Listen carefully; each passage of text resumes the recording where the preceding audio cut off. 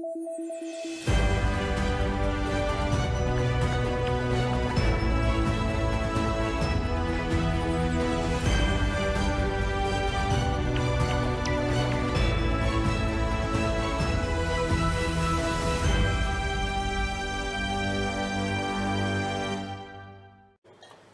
श्री अकाल। मैं हाँ जसवीर ते टीवी पंजाब के प्रोग्राम पंजाब नाउ च तुहाडा स्वागत है। चैलेंज मुख्यमंत्री भगवंत मान नूं एक दिन पहला भलके हो रहा मैं लाइव ते मेरे उस लाइव सैशन नूं सुनियो जरूर। चैलेंज दिता सी सुखपाल खैरा ने और उस चैलेंज के मुताबिक अज लाइव हुंदे भी है और बहुत सारिया गल्लां सुखपाल खैरा होरी कहिंदे आ, किते निजी हल्ले भी बोले जाते, किते पंजाब की भी गल की जाती, किते बदलाव की गल की जाती, किते जिस तरीके नाल कुछ फोटो शूट करवाए जा रहे उन्होंने उत्ते भी उंगलां धरियां जांदियां। पर कुल मिला के जिस तरीके नाल अज सुखपाल खैरा होरां ने मुख्यमंत्री भगवंत मान होरां नूं घेरिया आ, इंज लगदा कि अज मिथ के बैठे सी सुखपाल खैरा कि अज खैर नहीं रहन देनी, अज तक करूँगा ही करूँगा। एक वीडियो भी जनतक की, वो वीडियो के नाल भी मुख्यमंत्री भगवंत मान होरां दे भेत खोलण दी कोशिश की गई सुखपाल खैरा दे वल्लों। जिहड़े इल्ज़ाम लाए गए जां जिहड़ियां उंगलां धरियां गईयां, जिहड़े सवाल खड़े किए गए सुखपाल खैरा दे, किन्ने को वाजब ने किन्ने गैर वाजब ने, आपां इन्हां नूं थोड़ा जिहा खोलण दी कोशिश करांगे। क्योंकि मुख्यमंत्री भगवंत मान होरी सिद्धियां लड़ाइयां दे विच इंज जापण लग पिया कि बहुत सारियां तरह ना सिद्धियां लड़ाइयां दे विच पै गया, जिहड़ियां शायद वो किसी होर पॉलिटिक्स की दस पाउंदियां नज़र आ रही ने। जिक्र आपां स्मृति ईरानी का भी करना आ। स्मृति ईरानी जिहड़ी किसी समय सिलेंडर चक के चौक च बह जाती हुंदी सीगी कि महंगाई बहुत हो गई आ कांग्रेस के जमाने च, पर उहदे तो बाद सिलेंडर महंगा होया पर स्मृति ईरानी होरी मंत्री बन जाते आ, कदी उन्होंने महंगाई की गल नहीं की। जे तां किते अपनी पार्टी नाल कोई गल जुड़दी आ ते औरतां दी इज्जत की गल करदे आ, जे मणिपुर दीआं औरतां दी गल आउंदी जां किते होर आउंदी ते फिर चुप्पी धार लई जांदी। महिला पहलवानां दे मामले च भी चुप्पी धार लई जांदी। पिछले दिनी संसद दे विच जो रौं देखण नूं मिलिया, कुछ लोग कहण लग पए सी किते प्रैशर तां नहीं आ कोई किसी किस्म दा बनना शुरू हो गया। राहुल गांधी दे अमेठी तो चोण मैदान च नितरन दीआं चर्चावां शुरू हो गईयां ने ते की स्मृति ईरानी दी हुण फिर विदाई हो रही है? कि संभव हो पाएगा कि राहुल गांधी अमेठी नूं दोबारा जित पाउण एक लंबे वक्फे तो बाद, एक पूरे दा पूरा कार्यकाल वायनाड हंडाउण तो बाद? जिक्र करना तो बनदा आ। जिक्र इस गल का भी करांगे कि यह मुकाबला ना सिर्फ गह गच होएगा, दिलचस्प भी होएगा, पर पंजाब दे विच दो बंदे ने जिन्हें विजिलेंस नूं 36 दे गेड़ च पाया होया। एक नोटिस, दूजा सम्मन, तीजा सम्मन, चौथा, पंजवां, 8-8, 10-10 सम्मन जा चुके ने। 600 थावां दे उत्ते छापेमारियां कीतियां जा चुकियां, हथे नहीं चढ़ते पै। विजिलेंस दे हथे परतिंदर चहल नहीं चढ़ते पै ते पुलिस दे हथे राजजीत नहीं चढ़ता पाया। सरकार नूं 36 दे गेट च पाया होया जां सरकार जानबुझ के कोई ओला रख लिया इन्हां मामलों दे विच? तमाम नुकतिਆਂ ਦੇ ਉੱਤੇ ਕਰਾਂਗੇ चर्चा करने लिए मेरे नाल मौजूद रहणगे सीनियर पत्रकार राजीव पासकर जी। पासकर साहब जी आन बहुत बहुत शुक्रिया जसवीर जी। पासकर साहब शुरुआत आपां कर लैने आ मुख्यमंत्री भगवंत मान होरां नूं चैलेंज करके जिस तरीके नाल अज सुखपाल खैरा होरां ने जिहड़ी आ वो गल रखी। सुखपाल खैरा होरी भगवंत मान होरां दी उस टिप्पणी नूं लैके लगदा दिल ते बहुती ला गया, क्योंकि टिप्पणी की कीती है कदी कदी ना इदां दीयां टिप्पणियां सहज सुभाਅ कीतियां जांदियां पर उहदे मायने बहुत दूर तक निकलदे हुंदे। असीं सोच ही नहीं पाउंदे कि इहदे मतलब कित्थों तक जाणगे।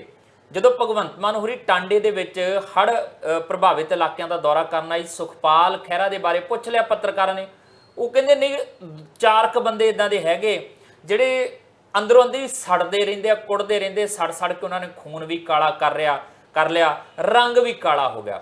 हुण किसी के रंग के उत्ते टिप्पणी करनी जिहड़ी वो मैनूं लगदा कि वैसे वाजब नहीं आ, पर हो सकदा संदर्भ कुछ होर होवे मुख्यमंत्री भगवंत मान होरां दा, ते इस गल नूं सुखपाल खैरा होरां ने लै लिया अपने दिल ते। अज हो गया लाइव, बाबा अद्धा क घंटा लाइव हुंदिया बड़ा कुछ तत्ता ठंडा भी बोलिया जाता, कुछ इस तरीके दीयां टिप्पणियां भी होंदियां जिथे आपां ये भी कह सकते कि खैरा साहब नूं भी थोड़ा जिहा संभल के गल करन दी लोड़ हैगी आ। पर ये जिहड़ा उन्होंने गल की है कि मैं रंग दा काला हो सकदा, दिल दा काला नहीं आ। ਮੈਂ ਆਪਣੇ ਨੌਜਵਾਨਾਂ ਦੇ ਉੱਤੇ NSA ਲਵਾ ਕੇ ਉਹਨਾਂ ਨੂੰ ਡਿਬਰੂਗੜ੍ਹ ਦੀਆਂ ਜੇਲ੍ਹਾਂ 'ਚ ਭੇਜਣ ਵਾਲਾ ਨਹੀਂ ਹੋ ਸਕਦਾ। ਮੈਂ ਮਾਂ ਦੀ ਝੂਠੀ ਸਹੁੰ ਖਾਣ ਵਾਲਾ ਨਹੀਂ ਹੋ ਸਕਦਾ। ਮੈਂ ਉਹ ਨਹੀਂ ਹੋ ਸਕਦਾ ਕਿ ਸੰਸਦ ਦੇ ਵਿੱਚ ਜਾਂ ਧਾਰਮਿਕ ਸਥਾਨਾਂ ਤੇ ਮੈਂ ਡਰਿੰਕ ਕਰਕੇ ਚੱਲ ਜਾਵਾਂ। ਮੈਂ ਉਹਨਾਂ ਦੇ ਵਿੱਚੋਂ ਨਹੀਂ ਆ। ਤੇ ਨਾਲ ਇੱਕ ਗੱਲ ਹੋਰ ਕਹਿਤੀ, ਕਹਿੰਦੇ ਇਦਾਂ ਦੀ ਇੱਕ ਟਿੱਪਣੀ ਚਰਨਜੀਤ ਸਿੰਘ ਚੰਨੀ ਹੋਰਾਂ ਨੇ ਇੱਕ ਵਾਰ ਕੀਤੀ ਸੀ ਅਰਵਿੰਦ ਕੇਜਰੀਵਾਲ ਤੇ ਜਿੱਦਾਂ ਦਾ ਜਵਾਬ ਅਰਵਿੰਦ ਕੇਜਰੀਵਾਲ ਨੇ ਦਿੱਤਾ ਸੀ, ਮੈਂ ਉਦਾਂ ਦਾ ਜਵਾਬ ਵੀ ਇਸ ਮਾਮਲੇ ਦੇ ਵਿੱਚ ਭਗਵੰਤ ਮਾਨ ਹੋਰਾਂ ਨੂੰ ਦੇਣਾ ਨਹੀਂ ਚਾਹਾਂਗਾ। ਮੈਨੂੰ ਇਹ ਲੱਗਦਾ ਹੈ ਕਿ ਪੰਜਾਬ ਦੇ ਵਿੱਚ ਟਿੱਪਣੀਆਂ ਤਲਖੀਆਂ ਦਾ ਦੌਰ ਤੇ ਸ਼ੁਰੂ ਹੋ ਗਿਆ ਸੀ ਜਦ 92 MLA ਦੀ ਸਰਕਾਰ ਆਮ ਆਦਮੀ ਪਾਰਟੀ ਦੀ ਸਰਕਾਰ ਬਣੀ ਸੀਗੀ। ਤੁਸੀਂ ਇਹ ਦੇਖੋ ਕਿ 1.5 ਸਾਲ ਹੋ ਗਿਆ ਸਰਕਾਰਾਂ ਨੂੰ। ਸਰਕਾਰ ਨੇ ਬਹੁਤੇ ਮਾਮਲਿਆਂ ਦੇ ਵਿੱਚ ਟਿੱਪਣੀਆਂ ਦੀ ਰਾਜਨੀਤੀ ਕੀਤੀ ਹੈ। ਖਾਸ ਕਰਕੇ ਤੁਸੀਂ ਪਿਛਲੇ ਦਿਨਾਂ ਦੇ ਵਿੱਚ ਭਗਵੰਤ ਮਾਨ ਤੇ ਮਨਪ੍ਰੀਤ ਬਾਦਲ ਉਹਨਾਂ ਦੀ ਟਿੱਪਣੀ ਹੋਏ ਸੀਗੇ, ਜਾਂ ਤੇ ਟਿੱਪਣੀ ਹੁੰਦੇ ਆ ਜਾਂ ਟਵੀਟੋ ਟਵੀਟ ਹੁੰਦੇ ਆ। ਇਹਨਾਂ ਤੇ ਮੈਂ ਇਹਨੂੰ ਵੱਖਰੇ ਤੌਰ ਤੇ ਕਰਨਾ ਚਾਹੁੰਦਾ ਕਿ ਇਕੱਲੇ ਨਾਲ ਲੜਾਈ ਕਿਉਂ ਲੜੀ ਜਾਏ। ਫਿਲਹਾਲ ਆਪਾਂ ਗੱਲ ਸੁਖਪਾਲ ਖਹਿਰਾ ਤੁਸੀਂ ਕਰਦੇ, ਉਹ ਟਿੱਪਣੀ ਕੀ ਕਰਦੇ, ਬਿਲਕੁਲ ਉੱਥੇ ਉਹਨਾਂ ਸਾਰਿਆਂ ਨਾਲ ਕੀ ਹੋ ਰਿਹਾ ਆਪਾਂ ਉਹ ਵੀ ਗੱਲ ਕਰਾਂਗੇ। ਜਿੱਥੇ ਤੱਕ ਟਿੱਪਣੀਆਂ ਵਾਲੀ ਰਾਜਨੀਤੀ ਹੈ, ਟਵੀਟ ਵਾਲੀ ਰਾਜਨੀਤੀ ਹੈ, ਇਹਦਾ ਜ਼ਿਕਰ ਵਿਧਾਨ ਸਭਾ ਦੇ ਵਿੱਚ ਵੀ ਹੋਇਆ ਸੀਗਾ ਜਦ ਸੁਖਪਾਲ ਸਿੰਘ ਖਹਿਰਾ ਉਹਨਾਂ ਦੇ ਉੱਤੇ ਸੱਤਾ ਪਕਸ਼ ਨੇ ਇਲਜ਼ਾਮ ਲਾਇਆ ਸੀ ਵੀ ਤੁਸੀਂ ਟਵੀਟ ਛੱਡ ਦਿਓ ਜੀ, ਔਰ ਭਗਵੰਤ ਮਾਨ ਉਹਨਾਂ ਨੇ ਖਹਿਰਾ ਉਹਨਾਂ ਦੇ ਉਠਾਏ ਹੋਏ ਸਵਾਲਾਂ ਦਾ ਜਵਾਬ ਇਸ ਕਰਕੇ ਨਹੀਂ ਦਿੱਤਾ ਸੀਗਾ, ਇਹਨਾਂ ਦਾ ਕੀ ਹੈ, ਇਹ ਤੇ ਟਵੀਟ ਛੱਡਦੇ ਰਹਿੰਦੇ, ਇਹ ਤੇ ਪੁੱਛਦੇ ਰਹਿੰਦੇ ਨੇ। ਹਾਲਾਂਕਿ ਮੁੱਖ ਮੰਤਰੀ ਦੀ ਉਸ ਜਿਹੜੀ ਸਟੇਟਮੈਂਟ ਦੇ ਉੱਤੇ ਉਹਨਾਂ ਨੂੰ ਕ੍ਰਿਟੀਸਾਈਜ਼ ਵੀ ਕੀਤਾ ਗਿਆ ਸੀਗਾ, ਕਿਉਂਕਿ ਵਿਧਾਨ ਸਭਾ ਦੇ ਮੈਂਬਰ ਨੂੰ ਜਾਂ ਉਹਦੇ ਉਠਾਏ ਹੋਏ ਸਵਾਲਾਂ ਦਾ ਜਵਾਬ ਸਿਰਫ ਇਸ ਕਰਕੇ ਨਹੀਂ ਦੇਣਾ ਕਿ ਤੁਸੀਂ ਤੇ ਜੀ ਉਠਾਉਂਦੇ ਰਹਿੰਦੇ ਹੋ ਸਵਾਲ, ਅਸੀਂ ਨਹੀਂ ਦਿੰਦੇ ਜਵਾਬ ਦਾ। ਮੁੱਖ ਮੰਤਰੀ ਇੱਕ ਲੀਗਲੀ ਕਹਿ ਲਓ, ਕੌਨਸਟੀਟਿਊਸ਼ਨਲੀ ਕਹਿ ਲਓ, ਇਸ ਗੱਲ ਨੂੰ ਵਿਧਾਨ ਸਭਾ ਦੇ ਫਲੋਰ ਦੇ ਵਿੱਚ ਨਹੀਂ ਕਹਿ ਸਕਦਾ। ਹੁਣ ਗੱਲ ਸੀਗੀ ਉਹਨਾਂ ਟਿੱਪਣੀਆਂ ਦੀ, ਜਿਨ੍ਹਾਂ ਟਿੱਪਣੀਆਂ ਦੇ ਕਰਕੇ ਖਲੇਰਾ ਪੈ ਗਿਆ। ਹੁਣ ਖਲੇਰਾ ਕਿਉਂ ਪੈ ਗਿਆ? ਖਲੇਰਾ ਇਸ ਕਰਕੇ ਪੈ ਗਿਆ ਕਿ ਭਗਵੰਤ ਮਾਨ ਉਹਨਾਂ ਦੀ ਉਸ ਟਿੱਪਣੀ ਦਾ ਜਵਾਬ ਦਿੰਦੇ ਹੋਏ ਸੁਖਪਾਲ ਸਿੰਘ ਖਹਿਰਾ, ਜਿਹਨੂੰ ਕਹਿੰਦੇ ਨੇ ਰੈਸਲਿੰਗ ਦੇ ਵਿੱਚ ਹਿਟਿੰਗ ਬਿਲੋ ਦਾ ਬੈਲਟ, ਤੇ ਉਹਨਾਂ ਨੂੰ ਲੱਗਿਆ ਕਿ ਭਗਵੰਤ ਮਾਨ ਉਹਨਾਂ ਵੀ ਉਹ ਬੈਲਟ ਤੋਂ ਥੱਲੇ ਯਾਨੀ ਜੁਰਮਾਨਾ ਹੁੰਦਾ, ਪੈਨਲਟੀ ਹੁੰਦੀ ਆ, ਉਹਦੇ ਵਾਲੀ ਪੋਲਿਟਿਕਸ ਕਰ ਰਹੇ ਨੇ। ਤੇ ਫਿਰ ਉਹ ਵੀ ਖੁੱਲ੍ਹ ਕੇ ਆ ਗਏ ਸੁਖਪਾਲ ਸਿੰਘ ਖਹਿਰਾ ਉਹਨਾਂ ਨੇ। ਭਗਵੰਤ ਮਾਨ ਉਹਨਾਂ ਨੇ ਉਹਨਾਂ ਨੂੰ ਕਿਹਾ ਸੀ ਵੀ ਸੜ ਕੇ ਇਹਨਾਂ ਦਾ ਰੰਗ ਕਾਲਾ ਪੈ ਗਿਆ, ਖੂਨ ਕਾਲਾ ਹੋ ਗਿਆ, ਔਰ ਰੰਗ ਕਾਲਾ ਖੂਨ ਕਾਲਾ, ਇਹ ਸਾਰੀ ਗੱਲਾਂ ਭਗਵੰਤ ਮਾਨ ਉਹਨਾਂ ਨੇ ਸੁਖਪਾਲ ਸਿੰਘ ਖਹਿਰਾ ਉਹਨਾਂ ਦੇ ਬਾਰੇ 'ਚ ਕੀਤੀ ਸੀਗੀ। ਜਵਾਬ ਦੇ ਵਿੱਚ ਉਹ ਆ ਗਏ ਮੈਦਾਨ 'ਚ। ਉਹਨਾਂ ਨੇ ਤੇ ਕੁਝ ਗੱਲ ਇੱਦਾਂ ਦੀ ਵੀ ਕਰਤੀ ਜਿਨ੍ਹਾਂ ਦਾ ਜ਼ਿਕਰ ਅਸੀਂ ਇਸ ਪ੍ਰੋਗਰਾਮ ਦੇ ਵਿੱਚ ਕਰਨਾ ਠੀਕ ਨਹੀਂ ਸਮਝਦੇ, ਲੇਕਿਨ ਉਹਨਾਂ ਨੇ ਉਸ ਭਗਵੰਤ ਮਾਨ ਉਹਨਾਂ ਦੇ ਫੋਟੋ ਸ਼ੂਟ ਦੀ ਵੀ ਗੱਲ ਕੀਤੀ ਜਿਹਦੇ ਵਿੱਚ ਉਹ ਕਿਸੇ ਕਿਸ਼ਤੀ 'ਚ ਬਹਿ ਕੇ ਇੱਕ ਘਰ ਦੀ ਛੱਤ ਤੇ ਇਹਨੂੰ ਆਪਾਂ ਡਿਟੇਲ ਨਾਲ ਕਰਦੇ ਹਾਂ। ਮੈਂ ਇਹਨੂੰ ਡਿਟੇਲ ਨਾਲ ਦਰਸ਼ਕਾਂ ਨੂੰ ਦੱਸ ਦਿੰਦੇ ਆ। ਤੁਸੀਂ ਵੀਡੀਓ ਦੇਖੀ ਹੋਣੀ ਆ। ਵੀਡੀਓ ਦੇ ਵਿੱਚ ਮੁੱਖ ਮੰਤਰੀ ਭਗਵੰਤ ਮਾਨ ਹੋਰੀ ਟਾਂਡਾ ਦੇ ਇੱਕ ਪਿੰਡ ਦੇ ਵਿੱਚ ਜਾਂਦੇ ਆ, ਉੱਥੇ ਕਸ਼ਤੀ 'ਚ ਸਵਾਰ ਹੋ ਕੇ ਜਾਂਦੇ ਤੇ ਉੱਪਰ ਕੁਝ ਲੋਕ ਖੜੇ ਹੁੰਦੇ ਆ, ਉਹਨਾਂ ਨੂੰ ਆਵਾਜ਼ ਮਾਰਦੇ ਮੈਂ ਆ ਗਿਆ, ਜਾਣਾ ਮੇਰੇ ਨਾਲ ਤਾਂ ਚਲੋ, ਸ਼ਾਮੀ ਆਉਣਾ ਤਾਂ ਵੀ ਠੀਕ ਆ। ਉਹ ਫਿਰ ਉਤਰਦੇ ਆ, ਜੱਫੀਆਂ ਪਾਉਂਦੇ ਤੇ ਉਹਨਾਂ ਨੂੰ ਰੈਸਕਿਊ ਕਰਕੇ ਲਿਆਉਂਦੇ ਆ। ਇਹ ਵੀਡੀਓ ਦਾ ਸੰਕੇਤ, ਵੀਡੀਓ ਖੁਦ ਭਗਵੰਤ ਮਾਨ ਨੇ ਆਪਣੇ ਫੇਸਬੁੱਕ ਪੇਜ ਤੇ ਪੋਸਟ ਕੀਤੀ ਆ। ਲਿਖਿਆ ਆ ਉੱਤੇ, ਤੁਹਾਡਾ ਆਪਣਾ ਪੁੱਤ, ਤੁਹਾਡਾ ਆਪਣਾ ਭਰਾ ਹੜ੍ਹਾਂ ਦੇ ਹਾਲਾਤ 'ਚ ਤੁਹਾਡੇ ਨਾਲ ਆ, ਤੁਸੀਂ ਮੇਰਾ ਪਰਿਵਾਰ ਹੈ, ਮੈਂ ਤੁਹਾਨੂੰ ਇਦਾਂ ਨਹੀਂ ਛੱਡਦਾ, ਜਾਨ ਦੀ ਪਰਵਾਹ ਨਹੀਂ ਕਰਦਾ ਮੈਂ ਆਪਣੀ ਦੀ। ਇਹ ਗੱਲ ਟੈਗ ਲਿਖ ਕੇ ਨਾ ਉੱਤੇ ਫਿਰ ਵੀਡੀਓ ਪੋਸਟ ਕੀਤੀ। ਸੁਖਪਾਲ ਖਹਿਰਾ ਪੁਰਾਣੀ ਵੀਡੀਓ ਕੱਢ ਲਿਆ। ਉਹ ਕਹਿੰਦੇ 17 ਤਰੀਕ ਨੂੰ ਆਉਂਦੇ ਨੇ ਭਗਵੰਤ ਮਾਨ ਹੋਰੀ ਇੱਥੇ, ਤੇ 16 ਤਰੀਕ ਨੂੰ ਇੱਕ ਦਿਨ ਪਹਿਲਾਂ ਜਿਹੜੇ ਟਾਂਡੇ ਦੇ ਇਹਨਾਂ ਦੇ ਆਪਣੇ ਵਿਧਾਇਕ ਆ, ਉਸੇ ਬੰਦੇ ਨੂੰ ਰੈਸਕਿਊ ਕਰਕੇ ਤਾਂ ਪਹਿਲਾਂ ਬਾਹਰ ਕੱਢ ਕੇ ਲਿਆਇਆ ਕਿਸ਼ਤੀ ਦੇ ਰਾਹੀਂ। ਮੁੜ ਕੇ ਕੀ ਕਰਨ ਗਿਆ? ਕਹਿੰਦੇ ਇਹ ਡਰਾਮੇ ਕਰਦੇ ਪਏ। ਉਹੀ ਬੰਦਾ ਦੁਬਾਰਾ ਫਿਰ ਕਹਿੰਦੇ ਉੱਥੇ ਜਾਂਦਾ ਆ, ਉੱਥੋਂ ਉਹ ਗੱਲਾਂ ਕੀਤੀਆਂ ਜਾਂਦੀਆਂ, ਵੱਖ-ਵੱਖ ਐਂਗਲਾਂ ਤੋਂ ਸ਼ੂਟ ਕੀਤਾ ਜਾਂਦਾ ਤੇ ਆ ਸਾਰੀਆਂ ਚੀਜ਼ਾਂ। ਫਿਰ ਉਹ ਜਿਹੜਾ MLA ਨੇ ਰੈਸਕਿਊ ਕੀਤਾ ਸੀਗਾ, ਨਾਂ ਵੀ ਲਿਖਤਾ ਉਹਨਾਂ ਨੇ, ਤਰਸੇਮ ਉਰਫ ਸੇਮਾ, ਕਹਿੰਦਾ ਬੰਦੇ ਦਾ ਨਾਮ ਆ ਸੁਖਪਾਲ ਖਹਿਰਾ। ਕਹਿੰਦੇ ਆਹ ਤਾਂ ਹੈ ਕਿ ਸਕ੍ਰਿਪਟਡ ਚੀਜ਼ਾਂ ਕੀਤੀਆਂ ਜਾ ਰਹੀਆਂ ਨੇ। ਤੇ ਲੋਕ ਹੁਣ ਇਹ ਵੀ ਕਹਿ ਰਹੇ ਆ, ਕਮੈਂਟ ਕਰ ਰਹੇ ਆ, ਉਹ ਕਹਿੰਦੇ ਚਲੋ ਡਾਇਰੈਕਟਰ ਲੱਗਦਾ ਮਾੜਾ ਸੀਗਾ, ਮਾੜਾ ਮੋਟਾ ਕੋਈ ਪਰਦੇਦਾਰੀ ਕਰ ਲੈਂਦੇ, ਕਿਸੇ ਤਰੀਕੇ ਨਾਲ ਮੂੰਹ ਮਾਰ ਢੱਕ ਲੈਂਦੇ ਤਾਂ ਹੀ ਗੱਲ ਬਣ ਜਾਂਦੀ। ਦੇਖੋ, ਮਸ਼ਹੂਰੀਆਂ ਦੇ ਦੌਰ ਦੇ ਵਿੱਚ ਭਗਵੰਤ ਮਾਨ ਉਹਨਾਂ ਵੀ ਆਪਣੀ ਮਸ਼ਹੂਰੀ ਖਾਸ ਕਰਕੇ ਹੜ੍ਹ ਪੀੜਿਤ ਲੋਕਾਂ ਨੂੰ ਬਚਾਉਣ ਦੇ ਮੁੱਦੇ ਦੇ ਉੱਤੇ, ਤੁਹਾਨੂੰ ਯਾਦ ਹੋਏਗਾ ਹਜੇ ਉਹ ਵੀਡੀਓ ਠੰਡੀ ਵੀ ਨਹੀਂ ਪਈ ਸੀ ਜਦ ਉਹ ਕਦੀ ਉਹ JCB ਦੇ ਸਾਹਮਣੇ ਜਾਂਦੇ ਨੇ, ਪਿੱਛੇ ਆਉਂਦੇ ਨੇ, ਗੋਡੇ ਗੋਡੇ ਪਾਣੀ ਹੁੰਦਾ ਹੈ ਤੇ ਉਹਦੇ ਵਿੱਚ JCB ਨੂੰ ਹੱਥ ਲਾ ਕੇ ਫੋਟੋ ਸੈਸ਼ਨ ਹੋਇਆ ਸੀਗਾ ਜੀ। ਇਹਦੇ ਵਿੱਚ ਕੋਈ ਦੋ ਰਾਈ ਨਹੀਂ ਕਿ ਸਾਰੇ ਮੁੱਖ ਮੰਤਰੀ ਇਹ ਕੰਮ ਕਰਦੇ ਨੇ। ਭਗਵੰਤ ਮਾਨ ਉਹਨਾਂ ਕਰ ਰਹੇ ਨੇ, ਇਹਨਾਂ ਦੀ ਚੋਰੀ ਪਕੜੀ ਗਈ ਜੀ, ਪਰ ਇਦਾਂ ਦਾ ਕੋਈ ਵੀ ਮੁੱਖ ਮੰਤਰੀ ਨਹੀਂ ਹੈ ਜਿਹੜਾ ਇਦਾਂ ਦੇ ਡਰਾਮੇ ਨਾ ਕਰੇ। ਔਰ ਮਸ਼ਹੂਰੀਆਂ ਤੁਸੀਂ ਹੁਣ ਅਖਬਾਰਾਂ ਖੋਲ੍ਹ ਕੇ ਦੇਖ ਲਓ ਪੰਜਾਬ ਦੀ,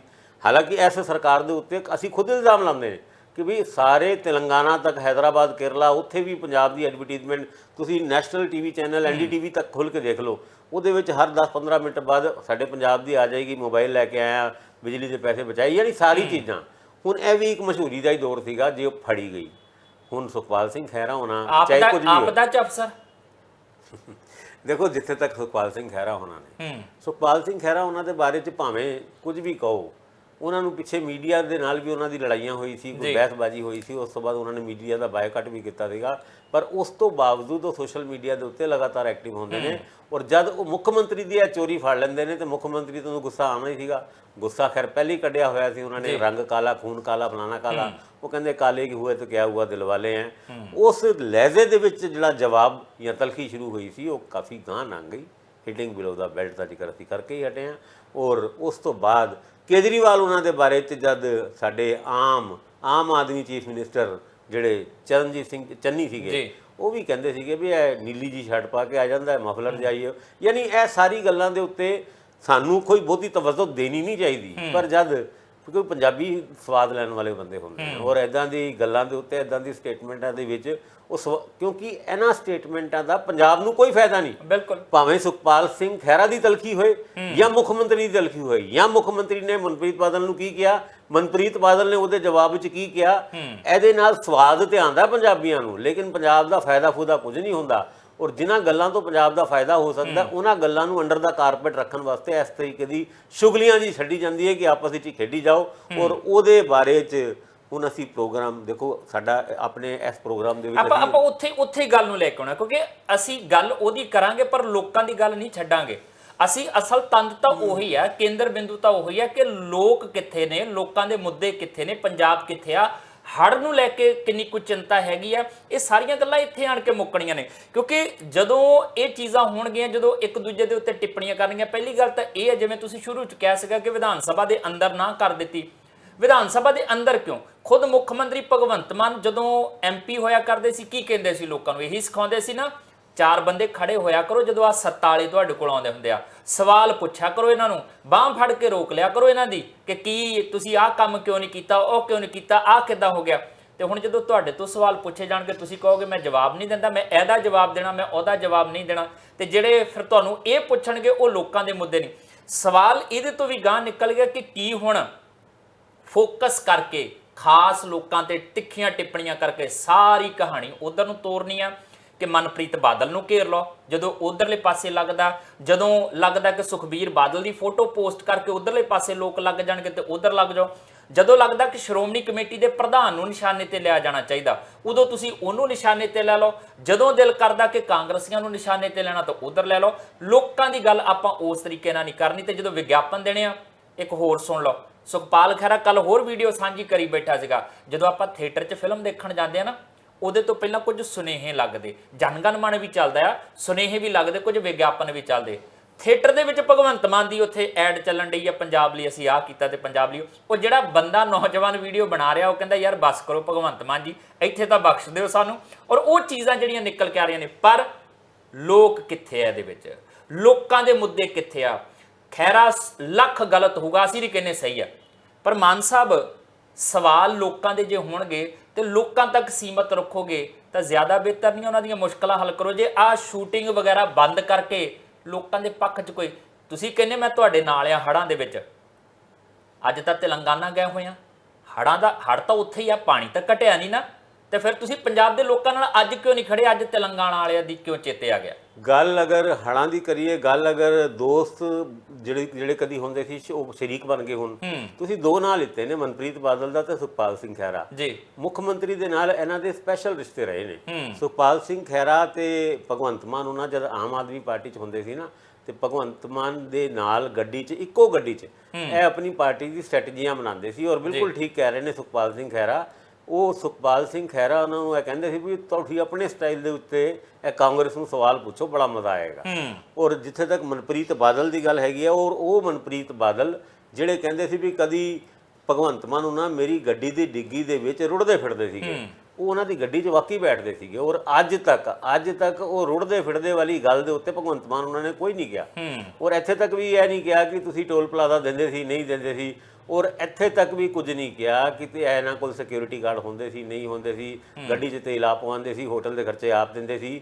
ਜੇ ਵਾਕਈ ਮੈਂ ਬਾਰ-ਬਾਰ ਮੇਰੇ ਖਿਆਲ ਨਾਲ ਆਪਣੇ ਹੀ ਪ੍ਰੋਗਰਾਮ ਦੇ ਵਿੱਚ ਆਪਾਂ ਤੀਜੀ ਵਾਰ ਇਹ ਗੱਲ ਕਹਿ ਰਹੇ ਹਾਂ, ਜੇ ਮਨਪ੍ਰੀਤ ਬਾਦਲ ਉਹਨਾਂ ਦੀ ਕੀਤੀ ਹੋਈ ਗੱਲਾਂ ਸਾਰੀ ਠੀਕ ਸੀ, ਉਹਨਾਂ ਦੇ ਕੀਤੇ ਹੋਏ ਕਲੇਮ ਸਾਰੇ ਠੀਕ ਸੀਗੇ, ਤੇ ਮਨਪ੍ਰੀਤ ਬਾਦਲ ਨੂੰ ਅਸੀਂ ਅਸੀਂ ਵੀ ਇੱਕ ਸਭ ਤੋਂ ਇਮਾਨਦਾਰ ਪੋਲੀਟੀਸ਼ੀਅਨ ਦਾ ਟੈਗ ਦਿੰਦੇ ਆ, ਲੇਕਿਨ ਉਹ ਅਗਰ ਉਹ ਗੱਲਾਂ ਠੀਕ ਨਹੀਂ ਸੀਗੀ ਤੇ ਭਗਵੰਤ ਮਾਨ ਉਹਨਾਂ ਨੂੰ ਫਾਈਲਾਂ ਕੱਢ ਕੇ, ਡਰਨ ਦੀ ਲੋੜ ਨਹੀਂ, ਹੋ ਸਕਦਾ ਮਨਪ੍ਰੀਤ ਬਾਦਲ ਉਹਨਾਂ ਨੇ ਬਹੁਤ ਸਾਰੀ ਗੱਲਾਂ ਕੀਤੀਆਂ, ਨਿਕਲ ਆਉਂਦਾ ਸਾਰਾ ਕੁਝ। ਆ ਹੁਣ ਸਾਈਕਲ ਵਾਲੇ ਐਮਐਲਏ ਦਾ ਵੀ ਨਿਕਲ ਹੀ ਆਇਆ ਨਾ ਕਿ ਕਿੰਨੇ ਲੱਖ ਦਾ ਤੇਲ ਕਲੇਮ ਕੀਤਾ ਕਿ ਉਹਦਾ ਕਹਿੰਦਾ ਸੀ ਮੈਂ ਸਾਈਕਲ ਤੇ ਰਹਿਣਾ, ਚੀਜ਼ਾਂ ਨਿਕਲ ਆਉਂਦੀਆਂ ਨੇ। ਪਰ ਸਵਾਲ ਤੇ ਐਵੇਂ ਕਿ ਹਜੇ ਤੱਕ ਕਿਉਂ ਨਹੀਂ ਨਿਕਲਿਆ। ਮਨਪ੍ਰੀਤ ਬਾਦਲ ਉਹਨਾਂ ਲੱਤ ਤੇ ਲੱਤ ਰੱਖ ਕੇ ਇਹ ਗੱਲ ਚੈਲੰਜ ਕਰਦੇ ਨੇ, ਭਗਵੰਤ ਮਾਨ ਜੀ ਜੇ ਮੇਰਾ ਮੂੰਹ ਖੁੱਲਿਆ ਨਾ ਤੇ ਤੁਸੀਂ ਮੂੰਹ ਦਿਖਾਉਣ ਦੇ ਕਾਬਿਲ ਨਹੀਂ ਰਹਿਣਾ। ਐਡੀ ਵੱਡੀ ਕੋਈ ਸਾਡੇ ਮੁੱਖ ਮੰਤਰੀ ਨੂੰ ਧਮਕੀ ਦੇ ਜਾਏ ਔਰ ਸਾਡਾ ਮੁੱਖ ਮੰਤਰੀ ਕੁਝ ਬੋਲੇ ਹੀ ਨਾ ਔਰ ਇੱਧਰ ਉੱਧਰ ਦੀ ਗੱਲਾਂ ਕਰਕੇ ਦਾएं ਬਾएं ਪਤਲੀ ਗਲੀ ਤੋਂ ਨਿਕਲਣ ਦੀ ਕੋਸ਼ਿਸ਼ ਕਰੇ ਤੇ ਫਿਰ ਫਰਕ ਤੇ ਪੈਂਦਾ। ਔਰ ਫਰਕ ਇਸ ਕਰਕੇ ਵੀ ਪੈਂਦਾ ਹੈ ਕਾਰਨ ਕਿ ਮੁੱਖ ਮੰਤਰੀ ਹੁਣ ਮੁੱਖ ਮੰਤਰੀ ਨੇ, ਭਗਵੰਤ ਮਾਨ ਉਹਨਾਂ ਭਗਵੰਤ ਮਾਨ ਨਹੀਂ ਹੈਗੇ। ਹੁਣ ਮੁੱਖ ਮੰਤਰੀ ਜਦ ਤੁਹਾਡੇ ਮੂੰਹ ਤੋਂ ਵੀ ਕਿਉਂਕਿ ਇਹ ਮੁੱਖ ਮੰਤਰੀ ਦਾ ਸ਼ਬਦ ਨਿਕਲਦਾ ਹੈ ਨਾ ਤਾਂ ਮੂੰਹ ਦੇ ਵਿੱਚ 4 ਵਾਰ ਹਿਲਜੁਲ ਮਚਦੀ ਹੈ ਔਰ ਉਸ ਕੁਰਸੀ ਤੇ ਬੈਠ ਕੇ ਆਪਣੇ ਸ਼ਰੀਕ ਦੀ ਗੱਲਾਂ ਦਾ ਤੁਸੀਂ ਜਵਾਬ ਤੱਕ ਨਾ ਦੇ ਪਾਓ ਤੇ ਫਿਰ ਕਸੂਰ ਤੇ ਤੁਹਾਡਾ ਹੀ ਹੈ। ਪਰ ਦੇਖੋ ਸੁਖਪਾਲ ਸਿੰਘ ਖਹਿਰਾ ਵੀ ਹੁਣ ਪੈ ਗਏ ਨੇ, ਉਹ ਵੀ ਗੱਲਾਂ ਕੁਝ ਕਰਦੇ ਨੇ, ਉਹਨਾਂ ਗੱਲਾਂ ਦਾ ਵੀ ਜਵਾਬ ਨਹੀਂ ਦੋਗੇ ਤੇ ਕਿਸੇ ਨਾ ਕਿਸੇ ਜਗ੍ਹਾ ਇਹੀ ਸਵਾਲ ਤੁਹਾਡੇ ਸਾਹਮਣੇ ਅੱਗੇ ਆ ਕੇ ਹੋਰ ਵੱਡੇ ਹੋ ਜਾਣਗੇ, ਫਿਰ ਕੀ ਕਰੋਗੇ? ਮਾਮਲਾ ਫਿਰ ਉੱਥੇ ਦਾ ਉੱਥੇ ਆਣ ਕੇ ਖੜ ਜਾਂਦਾ। ਚਾਹੇ ਸੁਖਪਾਲ ਖਹਿਰਾ ਹੋਰੀ ਗੱਲ ਕਰਨ, ਚਾਹੇ ਮੁੱਖ ਮੰਤਰੀ ਭਗਵੰਤ ਮਾਨ ਹੋਰੀ ਗੱਲ ਕਰਨ, ਚਾਹੇ ਪ੍ਰਤਾਪ ਸਿੰਘ ਬਾਜਵਾ ਹੋਵੇ, ਮਨਪ੍ਰੀਤ ਬਾਦਲ ਹੋਰੀ ਹੋਣ, ਸ਼੍ਰੋਮਣੀ ਗੁਰਦੁਆਰਾ ਪ੍ਰਬੰਧਕ ਕਮੇਟੀ ਦੇ ਪ੍ਰਧਾਨ ਹੋਣ ਜਾਂ ਸੁਖਬੀਰ ਬਾਦਲ ਹੋਣ, ਕੋਈ ਵੀ ਹੋਵੇ, ਲੋਕ ਨਹੀਂ, ਲੋਕਾਂ ਦੇ ਮੁੱਦੇ ਨਹੀਂ, ਪੰਜਾਬ ਨਹੀਂ, ਪੰਜਾਬ ਦੇ ਮੁੱਦੇ ਨਹੀਂ, ਪੰਜਾਬ ਦੇ ਮਸਲੇ ਮਸਾਇਲ ਨਹੀਂ, ਤਾਂ ਫਿਰ ਤੁਹਾਡੀਆਂ ਗੱਲਾਂ ਕੀਤੀਆਂ ਦਾ ਕੀ ਫਾਇਦਾ? ਸਿਰਫ ਸਵਾਦ ਲੈਣ ਲਈ? ਜਿੰਨਾ ਮਰਜ਼ੀ ਸਵਾਦ ਲੈ ਲਓ ਫਿਰ ਲੋਕ ਵੀ ਇੰਜ ਹੀ ਹੁੰਦੇ ਆ। 5 ਸਾਲ ਫਿਰ ਤੁਹਾਡੀਆਂ ਗੱਲਾਂ ਦਾ ਸਵਾਦ ਲੈਂਦੇ, ਫਿਰ ਤੁਹਾਨੂੰ ਸਵਾਦ ਦਿੰਦੇ ਵੀ ਹੈ। ਇਹ ਹਰ ਪੋਲੀਟੀਕਲ ਪਾਰਟੀ ਲਈ ਹੈ। ਖੁੰਡੇ ਚੁੱਕਣ ਵਾਲਿਆਂ ਨੂੰ ਵੀ ਪੰਜਾਬ ਦੇ ਲੋਕਾਂ ਨੇ ਫਿਰ ਦੱਸ ਦਿੱਤਾ ਕਿ ਭਾਈ ਤੁਸੀਂ ਜਿੰਨੀ ਦੇਰ ਚੱਕਣੇ ਸੀ ਚੱਕ ਲੈ, ਜਿੱਦਣ ਅਸੀਂ ਖੁੰਡੇ ਚੱਕਣ ਤੈ ਤਾਂ ਤੁਹਾਡੇ ਲਈ ਦਿੱਕਤਾਂ ਹੋ ਜਾਣਗੀਆਂ। 25 ਸਾਲ ਰਾਜ ਕਰਨ ਵਾਲਿਆਂ ਨੂੰ ਵੀ ਦੱਸ ਦਿੱਤਾ ਕਿ ਬਹੁਤਾ ਉੱਡੋ ਨਾ, ਜੇ ਗਲਤੀ ਤੁਸੀਂ ਕਰੋਗੇ ਬਖਸ਼ੇ ਤੁਸੀਂ ਵੀ ਨਹੀਂ ਜਾਣਾ। ਪੰਜਾਬ ਦੀ ਖੇਤਰੀ ਪਾਰਟੀ, ਪੰਥਕ ਪਾਰਟੀ, ਕਿਸਾਨਾਂ ਦੀ ਪਾਰਟੀ ਆਪਣੇ ਆਪ ਨੂੰ ਕਹਾਉਣ ਵਾਲੀ, ਬਖਸ਼ਿਆ ਉਹਨੂੰ ਵੀ ਨਹੀਂ। ਤੇ ਜੇ ਬਦਲਾਅ ਦੇ ਤਹਿਤ ਇੱਧਰ ਤੁਹਾਡੇ ਵਾਲੇ ਪਾਸੇ ਕੁਝ ਲੱਗਾ ਲੋਕਾਂ ਨੂੰ ਕਿ ਨਹੀਂ, ਉਹ ਉਮੀਦਾਂ ਦੇ ਉੱਤੇ ਖਰਾ ਨਹੀਂ ਉਤਰਦੀ, ਤਾਂ ਫਿਰ ਲੋਕ ਤੁਹਾਨੂੰ ਵੀ ਭੁੱਲ ਭੁਲਾ ਦੇਣਗੇ। ਇੱਥੇ ਲੋਕ ਬਦਲਣ ਲੱਗਿਆਂ ਬਹੁਤਾ ਟਾਈਮ ਨਹੀਂ ਲਾਉਂਦੇ। 5 ਸਾਲ ਕੱਢ ਲੈਂਦੇ ਆ, 1.5 ਸਾਲ ਨਿਕਲ ਗਿਆ, ਪਤਾ ਲੱਗਾ ਨਹੀਂ, ਪਤਾ ਲੱਗਾ ਅੱਗੇ 3.5 ਸਾਲ ਹੈ, ਉਹ ਵੀ ਨਹੀਂ ਪਤਾ ਲੱਗਣੇ ਕਿਵੇਂ ਨਿਕਲ ਜਾਂਦੇ। ਪਰ ਤੁਹਾਡੇ ਕੀਤੇ ਹੋਏ ਕੰਮਾਂ ਨੇ ਬੋਲਣਾ। ਬਿਆਨਬਾਜ਼ੀਆਂ ਜਿੰਨੀਆਂ ਮਰਜ਼ੀ ਕਰ ਲਓ, ਉਹ ਤਾਂ ਸਿਆਸਤ ਦੇ ਵਿੱਚ ਚੱਲਦੀਆਂ ਰਹਿਣੀਆਂ। ਮਾਨ ਸਾਹਿਬ ਮੁੱਖ ਮੰਤਰੀ ਦੇ ਅਹੁਦੇ ਵਾਲਾ ਕੰਮ ਕਰੀ ਚੱਲੋ। ਤੁਸੀਂ ਜਿਹੜੇ ਬੋਲਦੇ ਆ ਤੁਹਾਡੇ ਖਿਲਾਫ ਬੋਲੀ ਜਾਣ ਦਿਓ, ਦਿਲ ਕਰਦਾ ਜਵਾਬ ਦੇਣ ਦਾ ਤਾਂ ਦੇ ਦਿਓ, ਨਹੀਂ ਤਾਂ ਪਿਆਰ ਨਾਲ ਹੱਥ ਜੋੜ ਕੇ ਵੀ ਕਹਿ ਸਕਦੇ ਹੋ ਕਿ ਮੈਂ ਇਹਦੇ ਉੱਤੇ ਟਿੱਪਣੀ ਫੇਰ ਕਰਾਂਗਾ। ਰੰਗਾ ਰੁੰਗਾਂ ਦੀ ਜਿਹੜੀ ਟਿੱਪਣੀ ਕਰਨ ਲੱਗ ਪਏ ਨੇ ਫਿਰ ਉਹਦਾ ਕਰਕੇ ਤੁਹਾਡੇ ਲਈ ਵੀ ਮੁਸ਼ਕਲਾਂ ਜਿਹੜੀਆਂ ਉਹ ਪੈਦਾ ਹੋ ਜਾਂਦੀਆਂ ਨੇ। ਫਿਲਹਾਲ ਚਰਚਾ ਆਪਾਂ ਅੱਗੇ ਜਾਰੀ ਰੱਖਾਂਗੇ ਛੋਟੇ ਜਿੰਨੇ ਵਿਰਾਮ ਤੋਂ ਬਾਅਦ।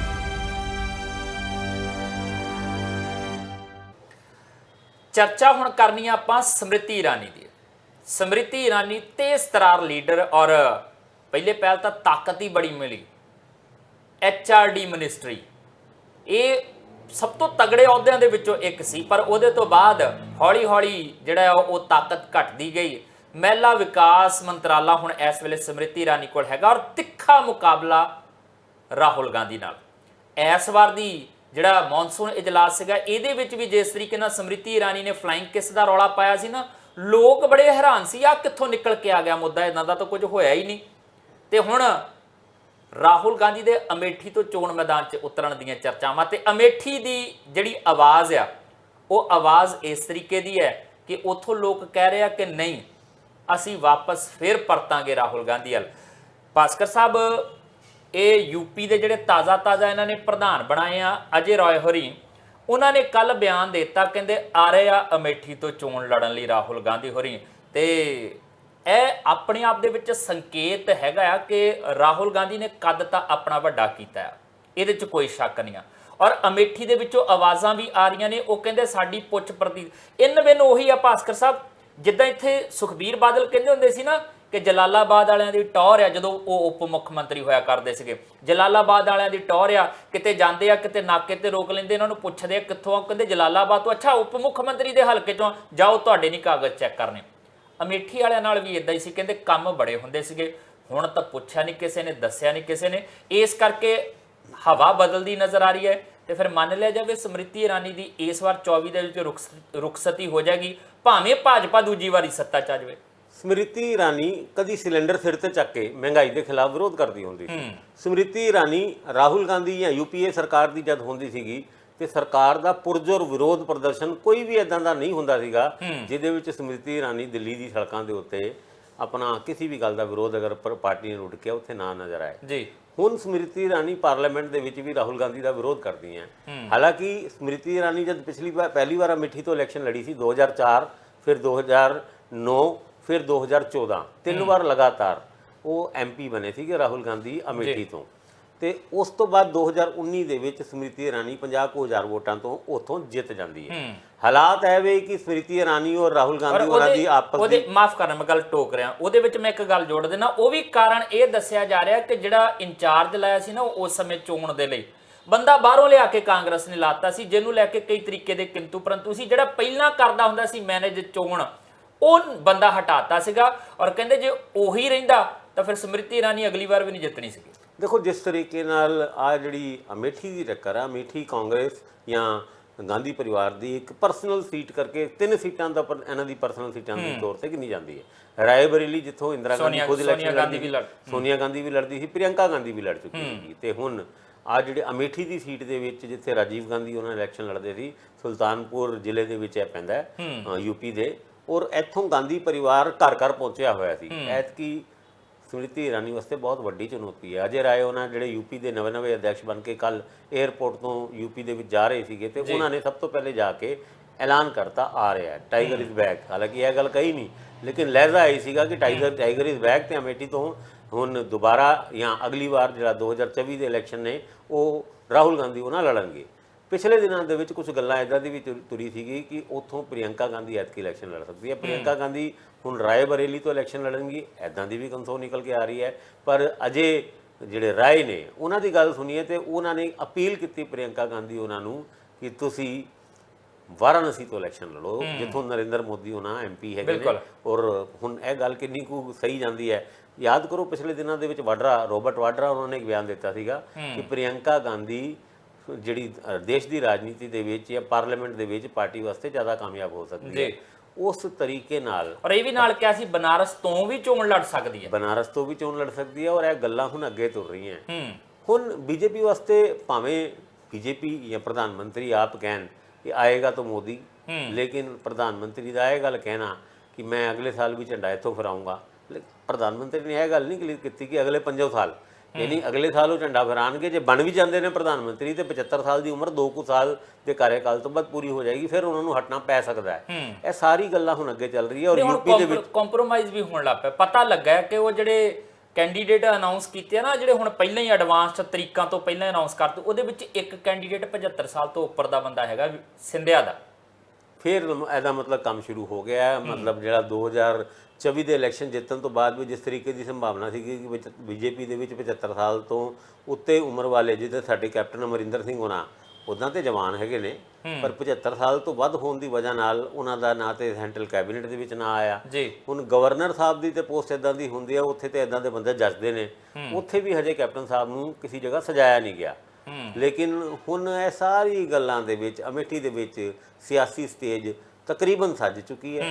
ਮੱਧ ਪ੍ਰਦੇਸ਼ ਤੇ ਛੱਤੀਸਗੜ੍ਹ ਨੂੰ ਲੈ ਕੇ ਸਾਰੀ ਪੋਲੀਟੀਕਲ ਪਾਰਟੀਆਂ ਐਕਟਿਵ ਹੋ ਗਈ ਹੈ। ਸਾਡੇ ਕੇਜਰੀਵਾਲ ਸਾਹਿਬ ਤੇ ਮੁੱਖ ਮੰਤਰੀ ਪੰਜਾਬ ਭਗਵੰਤ ਮਾਨ ਹੋਣਾ ਵੀ ਅੱਜ ਛੱਤੀਸਗੜ੍ਹ ਦੇ ਵਿੱਚ ਕੁਝ ਆਪਣੀ ਗਰੰਟੀਆਂ ਦੇ ਨਾਲ ਉੱਥੇ ਇੱਕ ਪ੍ਰੈਸ ਕਾਨਫਰੰਸ ਵੀ ਕਰਨਗੇ, ਰੈਲੀ ਵੀ ਕਰਨਗੇ। ਉਸ ਤੋਂ ਬਾਅਦ ਮੱਧ ਪ੍ਰਦੇਸ਼ ਵੀ ਜਾਣ ਦੀ ਇੱਛਾ ਹੈਗੀ ਹੈ ਤੇ ਰਾਜਸਥਾਨ ਦੇ ਵਿੱਚ ਵੀ ਆਮ ਆਦਮੀ ਪਾਰਟੀ ਆਪਣੀ ਜ਼ੋਰ ਅਜ਼ਮਾਇਸ਼ ਐਤਕੀ ਕਰੇਗੀ। ਹੁਣ UP ਦੇ ਵਿੱਚ ਗਾਂਧੀ ਪਰਿਵਾਰ ਤੋਂ ਲੈ ਕੇ ਹੋਰ ਵੱਡੇ ਆਗੂ ਰਾਜਨਾਥ ਸਿੰਘ ਜਾਂ ਫਿਰ ਨਰਿੰਦਰ ਮੋਦੀ ਪ੍ਰਧਾਨ ਮੰਤਰੀ ਆਪ, ਇਹ ਸਾਰੇ UP ਤੋਂ ਹੀ ਆਉਂਦੇ ਨੇ। ਔਰ ਇਹਨਾਂ ਸਾਰੀ ਗੱਲਾਂ ਦੇ ਵਿੱਚ ਯੋਗੀ ਆਦਿੱਤਿਆਨਾਥ ਉਹਨਾਂ ਦਾ ਵੀ ਪ੍ਰਧਾਨ ਮੰਤਰੀ ਦੀ ਰੇਸ ਦੇ ਵਿੱਚ ਐਂਟਰੀ ਕਰਨਾ, ਇਹ ਸਾਰੀ ਗੱਲਾਂ ਰਾਜਨੀਤਿਕ ਮੰਚ UP ਦੇ ਨੂੰ ਹੋਰ ਰੋਚਕ ਬਣਾ ਦਿੰਦਾ ਹੈ। ਕਿਉਂਕਿ ਮੇਨ ਰਾਜਨੀਤੀ UP ਤੋਂ ਹੀ ਹੁੰਦੀ ਹੈ, ਜਿੱਥੇ ਪਿਛਲੀ ਵਾਰ BJP ਨੇ 73 ਸੀਟਾਂ ਜਿੱਤੀ ਸੀ, ਐਤਕੀ 80 ਦੀ 80 ਮੱਲਣ ਦੀ ਤਿਆਰੀ ਹੈਗੀ ਹੈ। ਔਰ ਤਿਆਰੀ ਤਾਂ ਖੈਰ ਦੂਜੀ ਪੋਲੀਟੀਕਲ ਪਾਰਟੀਆਂ ਦੀ ਵੀ ਇੱਦਾਂ ਦੀ ਹੈਗੀ ਹੈ, ਪਰ ਕੌਣ ਜਿੱਤਦਾ ਹੈ ਉਹ ਤੇ 24 ਦੀ ਮਈ ਦੇ ਮਹੀਨੇ ਦੇ ਵਿੱਚ ਹੀ ਪਤਾ ਲੱਗੂਗਾ। ਪਰ ਰਾਜਨੀਤਿਕ ਸਟੇਜ ਸੱਜ ਗਈ। ਬਿਲਕੁਲ ਰਾਜਨੀਤਿਕ ਸਟੇਜ ਸੱਜ ਗਈ ਹੈ। ਔਰ ਭਾਸਕਰ ਸਾਹਿਬ ਇਹਦੇ ਵਿੱਚ ਇੱਕ ਚੀਜ਼ ਹੋਰ ਵੀ ਹੈ, ਇੰਜ ਵੀ ਲੱਗਦਾ ਹੈ ਕਿ ਸਥਿਤੀਆਂ ਜਿਹੜੀਆਂ ਨੇ ਯੂਪੀ ਦੇ ਵਿੱਚ ਕਾਂਗਰਸ ਇਸ ਨਜ਼ਰੀਏ ਨਾਲ ਵੀ ਦੇਖ ਰਹੀ ਹੈ ਕਿ ਪਿਛਲੀ ਵਾਰ ਯੂਪੀ ਦੇ ਵਿੱਚ ਉਹ ਪੱਲੇ ਕੱਖ ਨਹੀਂ ਪਿਆ, ਔਰ ਯੂਪੀ ਇੱਕ ਇਹੋ ਜਿਹੀ ਸਟੇਟ ਹੈਗੀ ਹੈ ਜਿੱਥੇ ਤੁਹਾਡਾ ਆਧਾਰ ਬਣ ਗਿਆ ਤਾਂ ਤੁਹਾਡੀ ਸੈਂਟਰ ਦੀ ਕੁਰਸੀ ਜਿਹੜੀ ਆ ਉਹ ਖੁੱਲ ਜਾਂਦੀ ਹੈ, ਤੁਹਾਡੇ ਲਈ ਰਾਹ ਖੁੱਲ ਜਾਂਦਾ, ਕਿਉਂਕਿ ਇਸ ਵੇਲੇ ਇਕਲੌਤਾ ਸੂਬਾ ਜਿੱਥੇ ਸਭ ਤੋਂ ਵੱਧ ਲੋਕ ਸਭਾ ਦੀਆਂ ਸੀਟਾਂ 80 ਕਿਸੇ ਸੂਬੇ 'ਚ ਲੋਕ ਸਭਾ ਦੀਆਂ ਸੀਟਾਂ ਦੀਆਂ, ਤੇ ਯੂਪੀ ਦੇ ਵਿੱਚ ਜੇ ਤੁਸੀਂ ਪੈਰ ਜਮਾ ਲਓ ਤੇ ਫਿਰ ਰਾਹ ਭਾਜਪਾ ਕੀ ਦਾਵਾ ਕਰਦੀ, ਇਹੀ ਦਾਵਾ ਕਰਦੀ ਗੁਜਰਾਤ ਦੀਆਂ 25-26 ਸੀਟਾਂ ਤੇ ਇੱਥੇ ਯੂਪੀ ਦੀਆਂ ਉਹ ਕਹਿੰਦੇ 100 ਅਸੀਂ ਘਰੋਂ ਲੈ ਕੇ ਚੱਲਦੇ ਹਾਂ, ਇੱਥੇ ਦੀਆਂ ਪੱਕੀਆਂ ਸਾਡੀਆਂ ਸੀਟਾਂ। ਤੇ ਜੇ ਇੱਥੇ ਕਾਂਗਰਸ ਨੇ ਰਾਹੁਲ ਗਾਂਧੀ ਦੇ ਉੱਥੇ ਚੋਣ ਮੈਦਾਨ 'ਚ ਨਿਤਰਨ ਦੇ ਨਾਲ ਕਿਤੇ ਕੋਈ ਪ੍ਰਭਾਵ, ਰਾਹੁਲ ਗਾਂਧੀ ਦਾ ਮਤਲਬ ਹੋਣਾ ਇੱਥੇ ਯੂਪੀ 'ਚ ਇਕੱਲਾ ਉਹੀ ਨਹੀਂ ਸੀਟ ਹੋਏਗੀ ਕਿ ਇੱਕੋ ਸੀਟ ਰਾਹੁਲ ਗਾਂਧੀ ਦੀ, ਉਹਨੇ ਆਸ-ਪਾਸ ਦੀਆਂ ਸੀਟਾਂ ਤੇ ਵੀ ਪ੍ਰਭਾਵ ਪਾਉਣਾ। ਦੇਖੋ ਜੀ ਇਹਦੇ ਵਿੱਚ ਕੋਈ ਦੋ ਰਾਏ ਨਹੀਂ ਕਿ ਰਾਹੁਲ ਗਾਂਧੀ ਇੱਕ ਸਟਰੋਂਗ ਕੈਂਡੀਡੇਟ ਹੈਗੇ ਨੇ ਅਮੇਠੀ ਤੋਂ, ਔਰ ਸਮ੍ਰਿਤੀ ਇਰਾਨੀ ਨੂੰ ਵੀ ਇਸ ਗੱਲ ਦਾ ਅਹਿਸਾਸ ਹੈਗਾ। ਔਰ ਜਦ ਉੱਥੇ ਦੇ ਲੋਕਾਂ ਤੋਂ ਪਿਛਲੇ ਦਿਨਾਂ ਦੇ ਵਿੱਚ ਸੋਸ਼ਲ ਮੀਡੀਆ ਤੇ ਸਰਵੇ ਹੋਏ, ਉਹਦੇ ਵਿੱਚ ਇੱਕੋ ਹੀ ਗੱਲ ਨਿਕਲ ਕੇ ਆਈ ਕਿ ਰਾਹੁਲ ਗਾਂਧੀ ਨੂੰ ਹਰਾਉਣ ਤੋਂ ਬਾਅਦ ਉੱਥੇ ਦੇ ਲੋਕ ਰਾਹੁਲ ਗਾਂਧੀ ਦੀ ਵਾਪਸੀ ਦੀ ਉਮੀਦ ਰੱਖ ਰਹੇ ਨੇ, ਔਰ ਉਮੀਦ ਹੈ ਕਿ ਰਾਹੁਲ ਗਾਂਧੀ ਉਹਨਾਂ ਐਤਕੀ ਅਮੇਠੀ ਤੋਂ ਇਲੈਕਸ਼ਨ ਲੜ ਕੇ ਜਿੱਤ ਕੇ ਅਮੇਠੀ ਨੂੰ ਗਾਂਧੀ ਪਰਿਵਾਰ ਦੇ ਨਾਲ ਜਿਹੜਾ ਰਿਸ਼ਤਾ ਸੀਗਾ ਇਹਨਾਂ ਦਾ, ਉਸ ਰਿਸ਼ਤੇ ਨੂੰ ਹੋਰ ਮਜ਼ਬੂਤ ਕਰਨ ਦੀ ਕੋਸ਼ਿਸ਼ ਕਰਨਗੇ। ਬਿਲਕੁਲ ਕੋਸ਼ਿਸ਼ ਕਰਨਗੇ। ਔਰ ਇਹਦੇ ਨਾਲ ਥੋੜੀ ਜਿਹੀ ਚਰਚਾ ਆਪਾਂ ਇਸ ਗੱਲ ਦੀ ਵੀ ਕਰਨੀ ਹੈ ਕਿ ਇੰਡੀਆ ਉਹ ਕਿੱਥੇ ਕੁ ਖੜਾ ਆ, ਕਿੰਨੀ ਕੁ ਲੜਾਈ ਜਿਹੜੀ ਆ ਉਹ ਲੜਨ ਦੇ ਲਈ ਇਕਜੁੱਟ ਹੋ ਰਿਹਾ। ਤੇ ਜਿਸ ਤਰੀਕੇ ਨਾਲ ਕੇਜਰੀਵਾਲ ਤੇ ਭਗਵੰਤ ਮਾਨ ਹੋਰੀ ਅੱਜ ਛੱਤੀਸਗੜ੍ਹ ਦੇ ਵਿੱਚ ਗਏ ਹੋਏ ਆ, ਹੁਣ ਇਹ ਗੱਠ ਜੋੜ ਵਾਲੀਆਂ ਤਿਆਰੀਆਂ ਚੱਲਦੀਆਂ ਜਾਂ ਗੱਠ ਖੋਲਣ ਦੀ ਤੇ ਜੋੜ ਢਿੱਲੇ ਕਰਨ ਦੀ ਤਿਆਰੀ ਹੈ? ਜ਼ਿਕਰ ਛੇੜਦੇ ਹਾਂ ਛੋਟੇ ਜਿੰਨੇ ਵਿਰਾਮ ਤੋਂ। ਬ੍ਰੇਕ ਤੋਂ ਬਾਅਦ ਤੁਹਾਡਾ ਸਵਾਗਤ ਹੈ। ਜ਼ਿਕਰ ਆਪਾਂ ਛੇੜਦੇ ਹਾਂ ਉਹਨਾਂ ਦੋ ਬੰਦਿਆਂ ਦਾ ਜਿਨ੍ਹਾਂ ਨੇ ਪੂਰੀ ਦੀ ਪੂਰੀ ਸਰਕਾਰ 36 ਦੇ ਗੇੜ ਦੇ ਵਿੱਚ ਪਾਈ ਹੋਈ ਹੈ। ਨਸ਼ਿਆਂ ਦੇ ਮਾਮਲੇ ਦੇ ਵਿੱਚ ਰਾਜਜੀਤ ਸਿੰਘ ਤੇ ਆਮਦਨ ਤੋਂ ਵੱਧ ਸੰਪत्ति ਦੇ ਮਾਮਲੇ ਦੇ ਵਿੱਚ BIS ਚਾਲ ਭਰਤ ਇੰਦਰ ਸਿੰਘ ਚਹਿਲ, ਜਿੰਨੇ ਨੋਟਿਸ ਜਿੰਨੇ ਸੰਮਣ ਇਹਨਾਂ ਨੂੰ ਭੇਜੇ ਗਏ, ਮੈਨੂੰ ਨਹੀਂ ਲੱਗਦਾ ਕਿ ਅੱਜ ਤੱਕ ਕਿਸੇ ਵੀ ਲੀਡਰ ਨੂੰ ਇੰਨੇ ਸੰਮਣ ਨੋਟਿਸ ਭੇਜੇ ਗਏ ਹੋਣਗੇ। 600 ਥਾਂ ਤੇ ਕਹਿੰਦੇ ਜੀ ਰਾਜਜੀਤ ਲਈ ਛਾਪੇਮਾਰੀ ਕਰਤੀ ਪੁਲਿਸ ਨੇ, ਤਾਂ ਵੀ ਨਹੀਂ ਲੱਭਾ।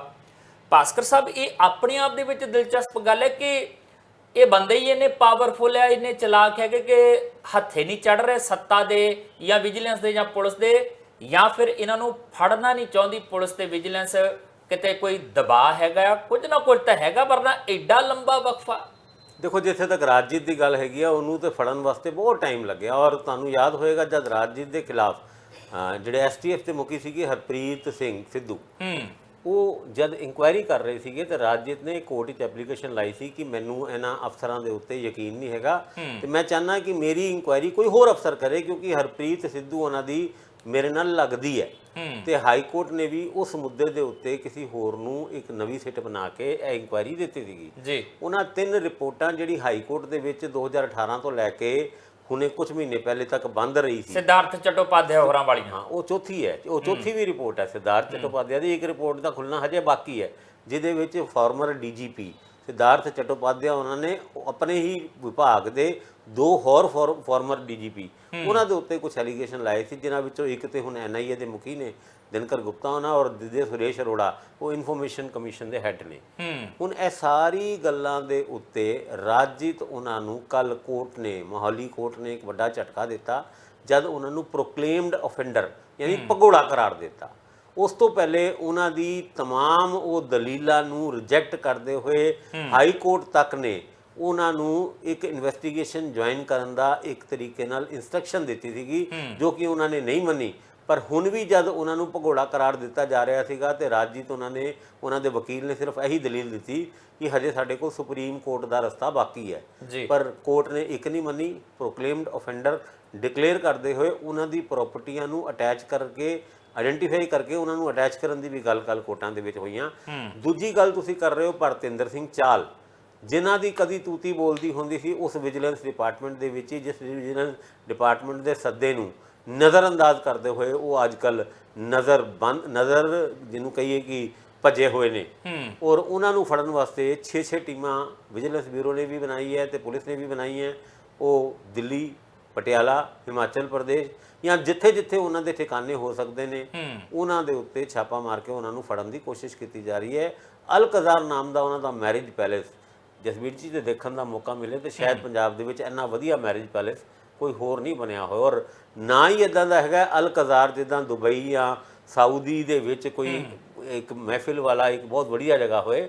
ਉਸ ਤੋਂ ਇਲਾਵਾ ਗੱਲ ਅਗਰ ਅਸੀਂ ਰਾਕੇਸ਼ ਸਿੰਗਲਾ ਉਹਨਾਂ ਦੇ ਵੀ ਨਾ ਕਰੀਏ ਤੇ ਉਹ ਚੰਗਾ ਨਹੀਂ ਹੋਏਗਾ, ਕਿਉਂਕਿ ਇਹ ਵਿਤਕਰਾ ਹੋ ਜਾਏਗਾ ਰਾਜੇਸ਼ ਸਿੰਗਲਾ ਉਹਨਾਂ ਤੋਂ, ਜਿਨ੍ਹਾਂ ਦੀ 4 ਪ੍ਰਾਪਰਟੀਆਂ ਦੇ ਉੱਤੇ ਕੱਲ ਵਿਜੀਲੈਂਸ ਬਿਊਰੋ ਨੇ ਉਸ doctor Ajit Atri district session ਜੱਜ ਹੈਗੇ ਨੇ ਲੁਧਿਆਣੇ ਦੇ, ਉਹਨਾਂ ਦੇ ਆਰਡਰ ਨੂੰ ਚਿਪਕਾ ਕੇ ਉਹਨਾਂ ਦੀ 4 ਪ੍ਰਾਪਰਟੀਆਂ ਨੂੰ ਅਟੈਚ ਕਰ ਲਿਆ।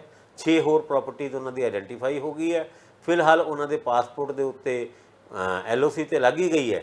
ਉਸ ਤੋਂ ਇਲਾਵਾ ਉਹਨਾਂ ਦੇ ਖਿਲਾਫ ਰੈੱਡ ਕਾਰਨਰ ਨੋਟਿਸ ਵੀ ਕੱਢਣ ਦੀ ਤਿਆਰੀ ਕੌਮਾਂਤਰੀ ਪੱਧਰ ਤੇ ਚੱਲ ਰਹੀ ਹੈ।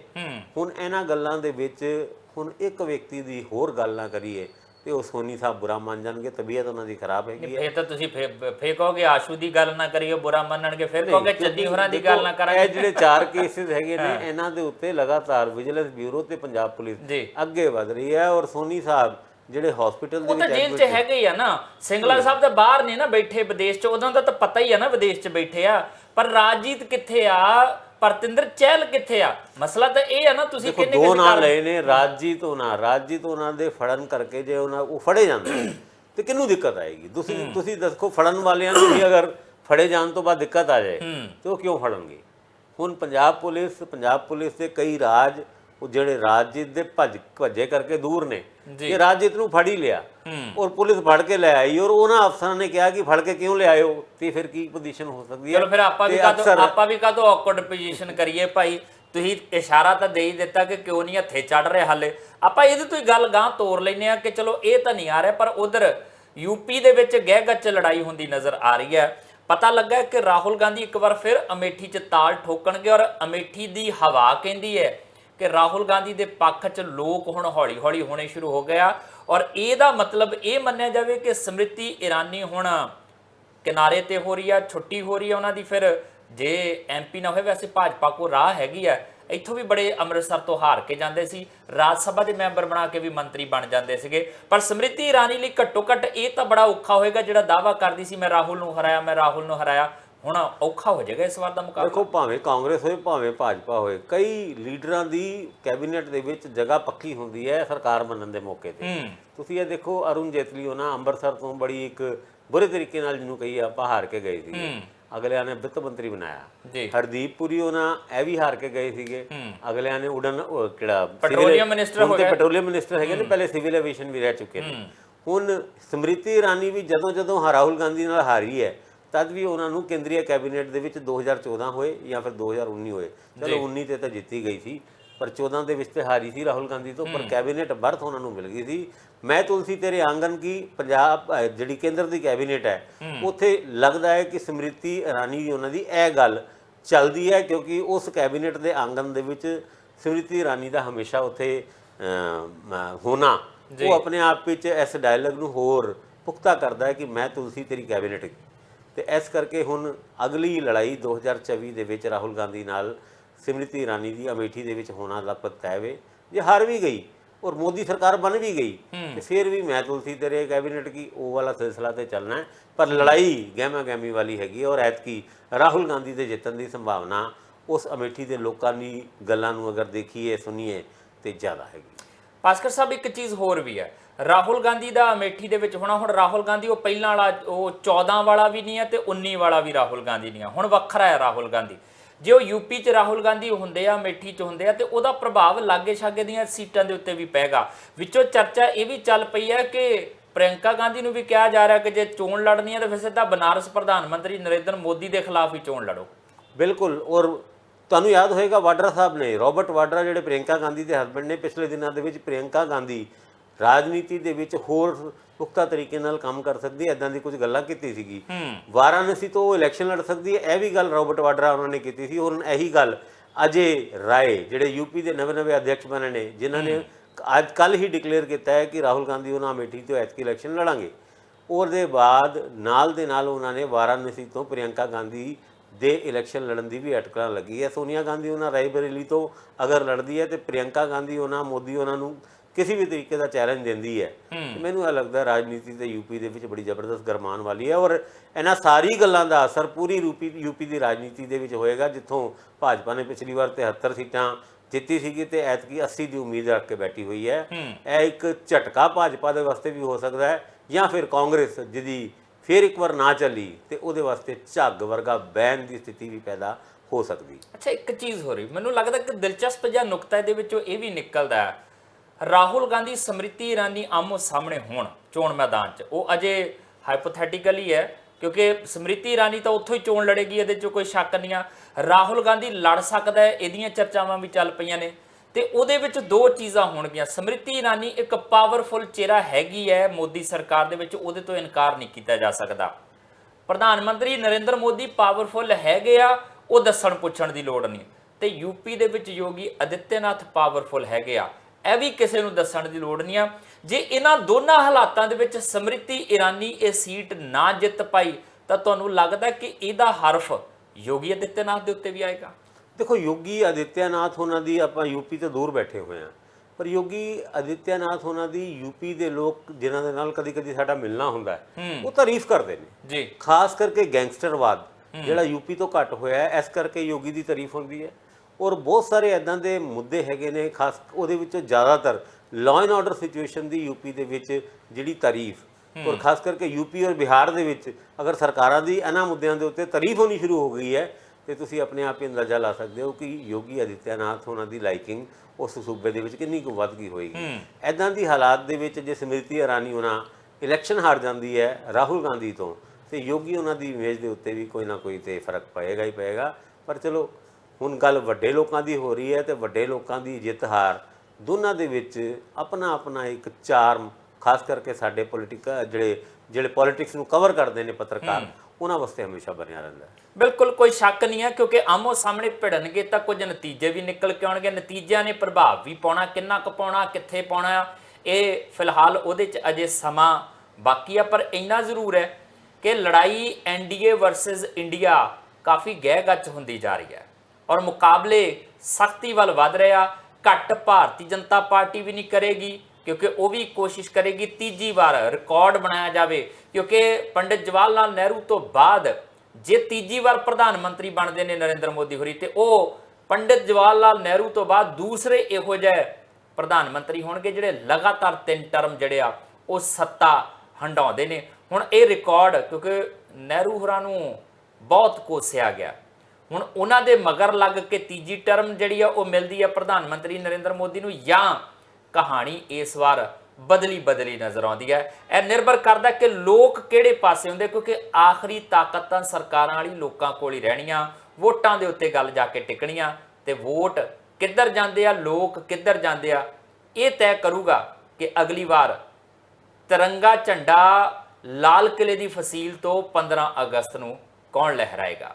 ਫਿਲਹਾਲ ਚੰਗੇ ਦੀ ਉਮੀਦ ਰੱਖਦੇ ਹਾਂ, ਜੋ ਕੁਝ ਵੀ ਹੋਏਗਾ ਉਸੇ ਉਮੀਦ ਦੇ ਨਾਲ ਦਿਓ ਇਜਾਜ਼ਤ ਜਸਵੀਰ ਨੂੰ। ਦੇਖਦੇ ਰਹੋ ਟੀਵੀ ਪੰਜਾਬ।